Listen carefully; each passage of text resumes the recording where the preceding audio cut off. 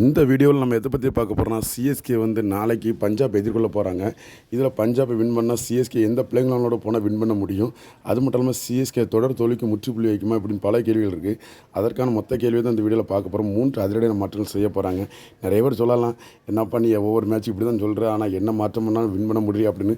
உங்களோட வருத்தம் எனக்கு புரியுது. இருந்தாலும் கட்டம் சிஎஸ்கே வந்து மீண்டும் கம்பேக் கொடுப்பாங்க நம்ம நம்புவோம். ஏன்னா நம்ம சிஎஸ்கேக்கு இன்னொரு பேர் உண்டு, கம்பேக் சிஎஸ்கேன்னு. அதனால் கட்டாயம் பஞ்சாப் எதிரான மேட்ச்சில் நம்ம சிஎஸ்கே ஒரு கம்பேக் கொடுப்பாங்கன்னு சொல்லி நம்பிக்கையோடு காத்திருப்போம். கட்டாயம் அந்த மாற்றம் நிகழும் பட்சத்தில் சிஎஸ்கே மிக மிக உறுதியான வெற்றியை பெறலாம். அதுக்கான வாய்ப்புகள் மிக அதிகமாக இருக்குது. அது என்னென்ன மாற்றங்கள் வாங்க வீடியோக்குள்ளே போகலாம். மதிப்பினர் ஒரு லைக்கை தட்டி விட்டுருங்க. முதல்ல நம்ம பண்ண வேண்டிய மாற்றம் பவுலிங்கில் தான். போன மேட்ச் நம்ம சொல்லியிருந்தோம் பவுலிங்கில் மாற்றம் கொண்டு வரோம்னு சொல்லி. அதுக்கு முகேஷ் சௌத்ரி கொண்டு வந்தாங்க, ஆனால் கை மேலே பலன் கிடைக்கல. ஒரு பக்கம் கலீல் அகமது இழுத்து பிடிச்சால் இன்னொரு பக்கம் வர்ற பிளே ஆஃப் வர்ற பவுலர்கள் ரன்களை வாரி விட்டு கொடுத்துறாங்க. பிளே ஆஃப்லேயே நம்மகிட்ட 80-100 அடிச்சிடுறாங்க. அது நம்ம தொழிலுக்கு இன்னொரு முக்கியமான காரணம் பார்க்கப்படுது.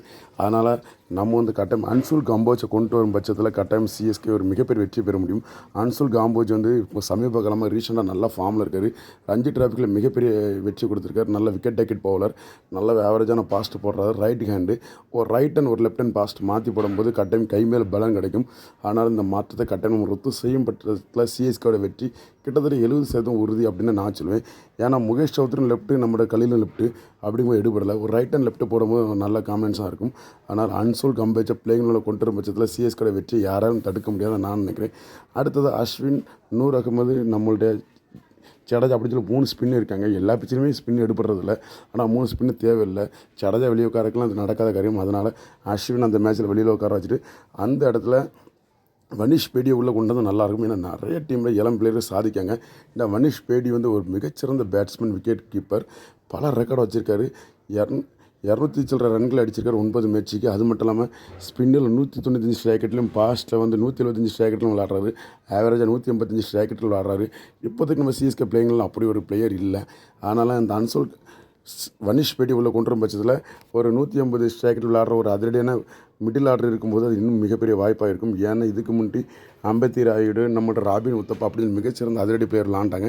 இப்போ அந்த இடத்துக்கு இந்த வனிஷ் பேடி மிக சரியான தேர்வாக இருக்கும். அடுத்ததாக நம்மளோட ருத்து வந்து பழையபடி ஓப்பன் வரணும்.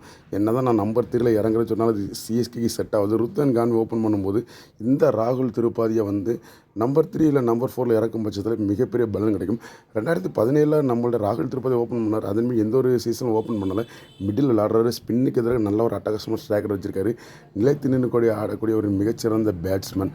ஆனால் நம்ம ராகுல் திருப்பதியை கரெக்டாக பயன்படுத்தும் பட்சத்தில் சிஎஸ்கே பேட்டிங் பிரச்சனை 100% சரியாகும் அப்படின்னு சொல்லி நான் நினைக்கிறேன். அது மட்டும் இல்லாமல் கான்வே அண்ட் ரச்சின் 2 பேர் தேவையில்ல. 2 பேரில் ஒரு ஃபாரின் வச்சுட்டு திரும்பவும் நம்ம வந்து ஜேமி ஓர்டன் உள்ளே கொண்டு வரலாம். ஜேமி ஓர்டன் பவுலிங்களோட பேட்டிங் நல்லாவே இருந்தார். பேட்டிங்கில் லாஸ்ட்டில் ஒரு மிகப்பெரிய ஹிட்டர் தேவை. அது நம்ம ஜேமி ஓர்டன்ட்டே பார்த்தோம். அன்றைக்கி 4 பால் தான் சந்திச்சார். மொதல் பால் 6 அடித்து மிரள வச்சார். அப்படி ஒரு மிகப்பெரிய பவர்ஃபுல் ஹிட்டர் நமக்கு தேவை. கட்டாயம் சிஎஸ்கே இந்த மாற்றத்தை செய்யும் பட்சத்தில் சிஎஸ்கேட வெற்றி 100% உறுதியில் எந்த ஒரு மாற்று கருத்தும் இல்லை. நம்மளோட ருத்தன் கான் ஓப்பன் பண்ணணும். 1 டவுனாக நம்மளோட ராகுல் திருப்பதியை உள்ளே கொண்டு வந்துடணும்.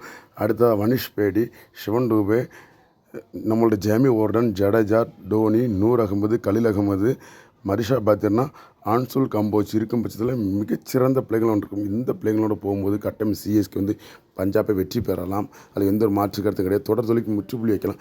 அது மட்டும் இல்லாமல் நான் சொன்ன மாதிரி நம்ம வந்து ருத்து ஓப்பன் பண்ணணும், திருப்பாதி மிடில் கொண்டு வரணும். அப்படிங்கும்போது பேட்டிங் இன்னும் ஸ்ட்ராங் ஆகும்.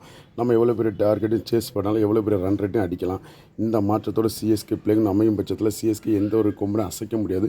கட்டாயம் சிஎஸ்கே வெற்றி வாய்ப்பு உறுதி. நம்ம சேப்பாக் மாதிரி ஸ்பின் பிச்சில் வந்து 3 ஸ்பின் பாலோட விளாடலாம். வெளியே வந்து 2 ஸ்பின்னு போடும். அப்படியே தேவைப்பட்டால் நம்மளோட பிளேங்களோட ரவீந்திரா ஸ்பின்னு போடுவார். ஆனால் எந்த ஒரு பிரச்சனையும் இல்லை.